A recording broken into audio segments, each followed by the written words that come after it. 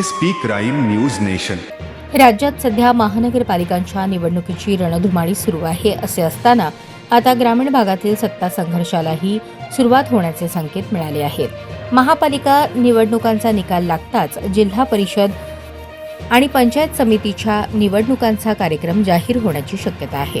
राज्यातील 29 महानगरपालिका निवडणुकांची प्रक्रिया अंतिम टप्प्यात आली आहे. 15 जानेवारी रोजी मतदान होणार असून 16 जानेवारी रोजी निकाल जाहीर होणार आहेत. ही प्रक्रिया पूर्ण होताच राज्य निवडणूक आयोग जिल्हा परिषद आणि पंचायत समिती निवडणुका घेण्याची तयारी निवडणूक आयोगाकडून सुरू आहे. पुढील 2 ते 3 दिवसात या निवडणुकांची घोषणा होण्याची शक्यता आहे. राज्य निवडणूक आयोगातील सूत्रांच्या माहितीनुसार जिल्हा परिषद पंचायत समित्यांसाठी 7 फेब्रुवारी रोजी मतदान होण्याची शक्यता आहे. या संदर्भातील अधिकृत घोषणा 7 जानेवारी रोजी होण्याची शक्यता वर्तवण्यात येत आहे. राज्यातील 32 जिल्हा परिषद आणि 336 पंचायत समित्यांच्या निवडणुका होणार आहेत.